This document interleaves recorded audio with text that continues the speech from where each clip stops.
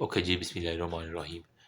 इय्याक नअबुदु व इय्याक नस्तईन। तो गाइस अभी ना रिफ्रैक्टिव एरर के बारे में जो है ना वो हमने डिस्कशन करनी है।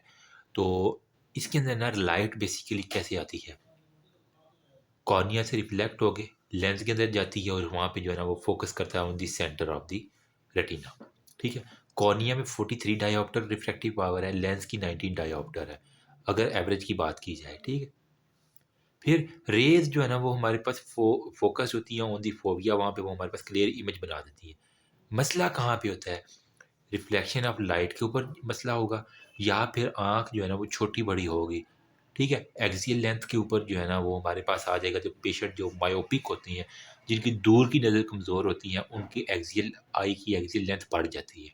ठीक, फिर वो कहता है फोकस डिस्टर्ब हो जाता है, जिसकी वजह से हमारे पास जो है ना उनका फोकस डिस्टर्बन की वजह से रिफ्लेक्टिव एरर आ जाता है। इसी के अंदर हम वो स्टेप इसमें भी डिस्कस कर लेंगे। अब जो है ना वो दो तरह, ये एमाट्रोपिया एक लफ्ज़ आता है, एमेट्रोपिया है। ईमेट्रोपिया में बेसिकली क्या है, वो हमारे पास क्लियर इमेज, बिल्कुल नॉर्मल जो काम है ना वो ईमेट्रोपिया है। ठीक है, मतलब लाइट रिफ्लेक्ट होने के बाद सेंसरी रेटिना के ऊपर जाके अपना फोकस बनाती है, इसे हम क्लियर इमेज कहते हैं। एमेट्रोपिया में क्या है, मतलब कुछ ना कुछ गड़बड़ है। ठीक, इमेज जो है ना वो in front of the retina या फिर बिहाइंड द रेटिना बन जाती है। अगर बिहाइंड द रेटिना इमेज बनेगी ना, मतलब वो हाइपर होके और पीछे चला गया तो हाइपरमेट्रोपिया। अगर इन फ्रंट होगा तो हमारे पास मायोपिया होगा। तो ये पक्के एमसीक्यूज है दो आपके। अब एस्टिग्मेटिज्म के बारे में क्या होता है, blur image for both near और डिस्टेंट विजन, नज़दीक और दूर के लिए हमारे पास जो इमेज की ब्लरनेस है ना उसे हम एस्टिग्मेटिज्म कहते हैं। ठीक हो गया। अब वो कहता है हमारे पास हाइपरमेट्रोपिया, इसका दूसरा नाम है फार साइटेडनेस, मतलब दूर की नज़र जो है ना वो उसकी ठीक है, नज़दीक की ख़राब है, तो फार साइटेडनेस या हाइपरमेट्रोपिया। अब हमारे पास जो होता है ना इसके अंदर जो है ना वो डिस्टॉर्टेड नियर विजन, नज़दीक की नज़र उसकी कमज़ोर है। हाइपर में क्या होगा, रेटिना के बिहाइंड जाके इमेज हमारे पास बनी है। ठीक है, तो due to shorter axial length हमारे पास आँख छोटी है। ठीक है, या कर्वेचर ऑफ द लेंस और कॉर्निया जो है ना वो हमारे पास फ्लैट हो चुका है। ठीक है, या फिर हमारे पास क्या है कि refractive index of the lens जो है ना वो कम हो चुका है।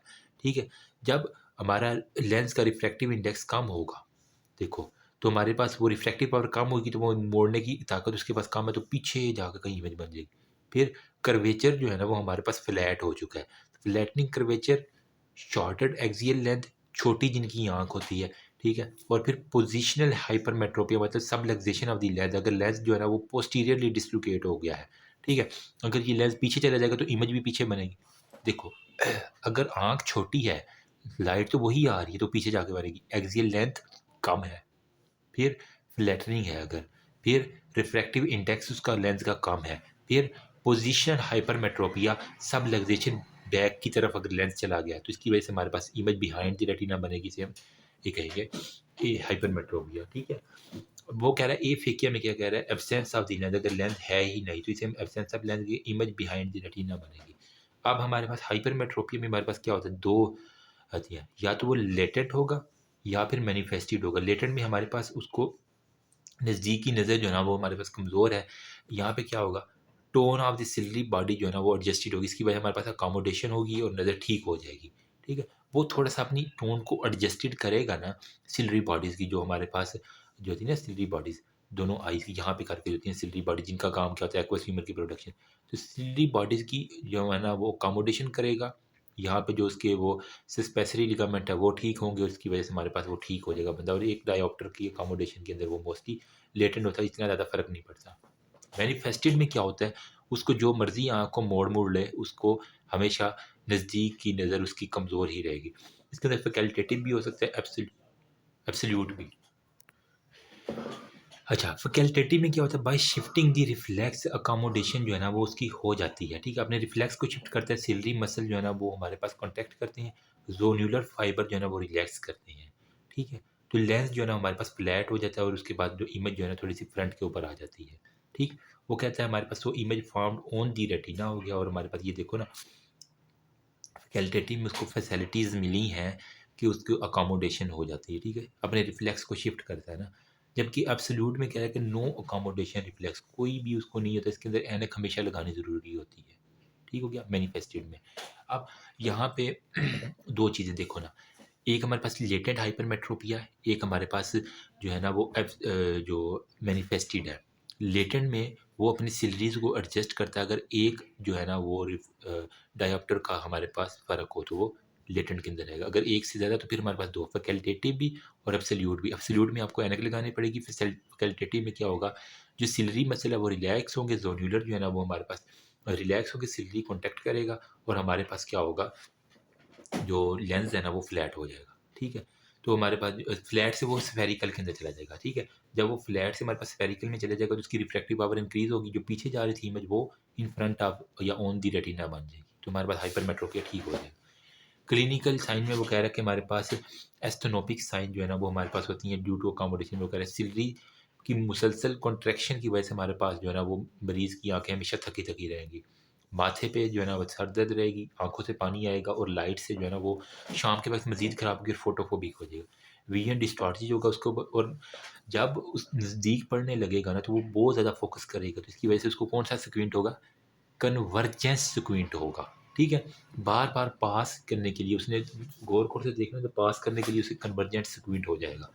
Reduced visual activity, smaller eye ball, cornea का डायमीटर, फंडस एग्जामिनेशन, अगर हाइपरमेट्रोपिया 5 डायोप्टर से ज़्यादा ना तो यहाँ पे वो कहेगा ऑप्टिक नर्व की जो है ना इन्फ्लामेशन हो जाएगी और सूडोपेपिलोडिमा हो जाएगा साथ में। फिर स्कैन जब करती है तो आपको एक्सियल लेंथ जो है ना आई की शॉर्ट मिलती है, जिसकी वजह से वो बिहाइंड दी रेटिना जो है ना वो इमेज जाके बनती है।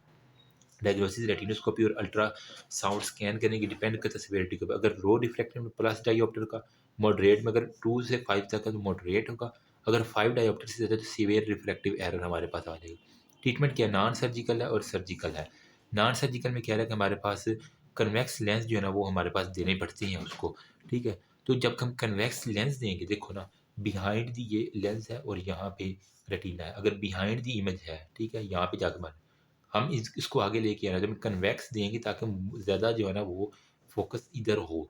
ठीक है, कन्वेक्स देंगे तो उसकी कन्वर्जिंग पावर ज़्यादा हो जाएगी, तो वो कन्वर्ज करके यहाँ पे ले आएगा। ठीक, फिर वो कह रहा है कि लेज़र के लिए फोटो रिफ्लेक्टिव केराटोटॉमी कर देंगे, लेज़र दे देंगे और कंडक्टिव केराटोटॉमी कर देंगे, तो आपके पास ठीक हो जाएगा बंदा। मायोपिया मतलब उसकी दूर की नज़र अब कमज़ोर है, नज़दीक की ख़राब है, और जो है ना in front of the retina जो है ना इमेज बन रही है।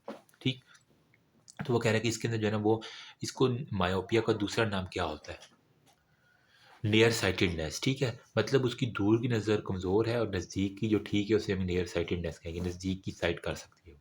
अब यहाँ पे क्या है, जब उसका कर्वेचर ज़्यादा होगा कॉर्निया और लेंस का, ठीक है, तो वो हद से ज़्यादा जो है ना वो कन्वर्ज कर देगी, फिर जल्दी रिफ्रैक्शन हो जाएगी। फिर एक्सियल, अगर उसकी आँख का हद से ज़्यादा जो है ना वो एक्सियल डायमीटर ज़्यादा है, तो आँख बड़ी है और रिफ्रैक्टिव